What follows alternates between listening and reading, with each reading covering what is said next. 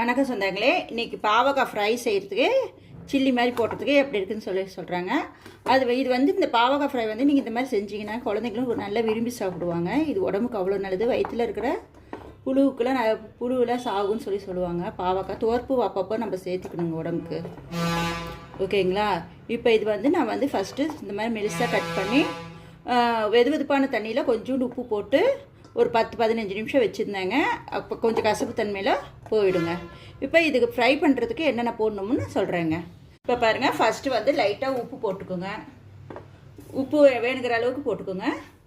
அப்புறம் இஞ்சி பூண்டு பேஸ்ட்டு ஒரு 1/4 ஸ்பூன் அளவுக்கு இஞ்சி பூண்டு பேஸ்ட்டுங்க.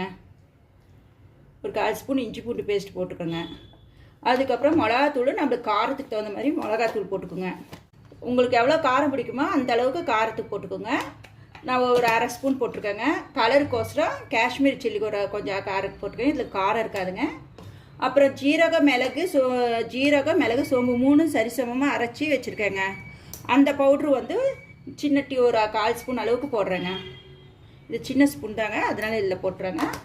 அப்புறம் மஞ்சத்தூள் ஒரு 1/4 ஸ்பூனு. கரம் மசாலா, வீட்டில் இருக்கிற கரம் மசாலா ஏதோ ஒன்று ஒரு 1/4 ஸ்பூனுங்க. இது சேர்த்திக்குங்க. அப்புறம் வந்து இது வந்து ஒரு 4 ஸ்பூன் போட்டுக்குங்க. கடலை மாவு வந்து ஒரு 4 ஸ்பூனுங்க.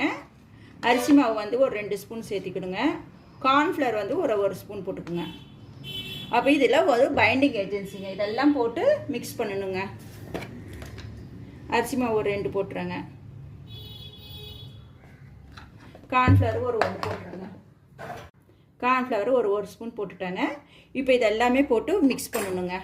பாருங்கள், தண்ணியை ஊற்றாமல் இப்படி நல்லா பெரட்டி விட்ருங்க. ஈரம் இருக்குது இல்லைங்களா, அந்த ஈரத்துலேயே ஃபஸ்ட்டு எல்லாமே ஸ்ப்ரெட் ஆகி ஒட்டுட்டுங்க. அதுக்கப்புறமேலே நீங்கள் கொஞ்சம் கொஞ்சமாக தண்ணி தொளிச்சிக்கலாங்க. இதை அப்படியே இது பண்ணிவிட்டு பெரட்டிவிட்டு ஒரு 5 நிமிஷம் அப்படியே விட்டுருங்க. அந்த ஈரம்லாம் கொஞ்சம் உறிஞ்சிரும். அதுக்கப்புறமேலே நீங்கள் இது பண்ணுங்க. ஏன்னா ரொம்ப தண்ணி ஊற்றினா அது மாதிரி ரொம்ப இதாகிடுங்க, கொலன்னு ஆகிடும். பொரிக்கிறப்ப அந்த கிரிப்ஸி வராது. இப்போ பாருங்கள், பார்த்தீங்களா, முடிஞ்ச வரைக்கும் அந்த பவுடரெல்லாம் ஒட்டிக்கிச்சிங்க. இப்போ நீங்கள் தண்ணி தொளிச்சுன்னா கச்சிதமாக இது பண்ணிக்கலாங்க. லைட்டாக தண்ணி தொளிச்சுட்டு அப்படியே பெரட்டி விடுங்க. தண்ணி தொளிச்சு பெரட்டிடுங்க. பெரட்டிட்டு அப்புறம் டேஸ்ட் பண்ணி பார்த்துடுங்க. காரம் உப்பு காரம்லாம் பாருங்கள், தொளிச்சு தான் இது பண்ணுறேன். எல்லாமே ஒன்று சேர்கிற மாதிரி போட்டுருங்க. நீங்கள் அந்த கடல மாவு இதெல்லாம் அவ்வளோவோ போட்டால் தான் கரெக்டாக ஒரு கொஞ்சம் 2-3 நாளைக்கு அப்படியே பொரிச்சு வச்சிங்கன்னா 2-3 நாளைக்கு அப்படியே அந்த முருகல் இருக்குங்க. இந்த மாதிரி செஞ்சு பாருங்கள், அப்போ தான் அந்த முருகல் இருக்குங்க. இன்னும் கொஞ்சம் லைட்டாக இன்னும் கொஞ்சோண்டு தொளிச்சிக்கலாங்க. தொளிச்சுட்டு அப்படியே ஒரு 1/2 மணி நேரம் அப்படியே விட்டுருங்க. 1/2 மணி நேரம் 1 மணி நேரம் விட்டுருங்க. அப்புறமேல பொரிச்சிக்கலாங்க. இந்த டைமில் வந்து கொஞ்சம் உப்பு காரம் எல்லாம் கரெக்டாக இருக்கதான்னு செக் பண்ணிக்கோங்க. இந்த காரம் இதெல்லாம் ஊறட்டுங்க. கொஞ்சம் பாவக்காயில் வந்து அந்த காரம் உப்பு மிளகு மசாலா எல்லாமே இறங்கட்டுங்க. இப்போ பாருங்கள், பாவக்காய் நல்லா ஊறிடுச்சிங்க. பாருங்கள், நல்லா ஊறி ஒரு 1 மணி நேரம் நல்லா ஊறிடுச்சிங்க. இப்போ எண்ணெய் காஞ்சிச்சிங்க. எண்ணெய் நல்லா காஞ்சிடனே மீடியம் ஃப்ளேமில் வச்சுருங்க. அப்போ தான் மொறுன்னு இருக்குங்க. மீடியம் ஃப்ளேமில் வச்சு ஒவ்வொன்றா எடுத்து மசாலா இப்படி தடவி நல்லா மசாலா தடவி போட்டுருங்க. அப்படியே அந்த ஸ்லோலியே கொஞ்சம் ஒரு 2 நிமிஷம் அப்படியே விட்டுருங்க. உடனே கரண்டி போட்டு பெரட்டாதீங்க, மசாலா பிரிஞ்சிடும். பாருங்கள், மீடியம் ஃப்ளேமில் வச்சு போட்டிருக்குறாங்க. ஒரு 2 நிமிஷம் ஒரு 2-3 நிமிஷம் ஆயிடுச்சுங்க. இப்போ அப்படியே சும்மா அப்படியே ஒரு பெரட்டி விட்டுறாங்க. அப்போ நல்லா சவுண்ட் அடங்கிடுச்சுப்பா. இப்போ வந்து எடுத்துடலாம்ப்பா. பாருங்க, நல்லா பொறு வந்துச்சுங்க.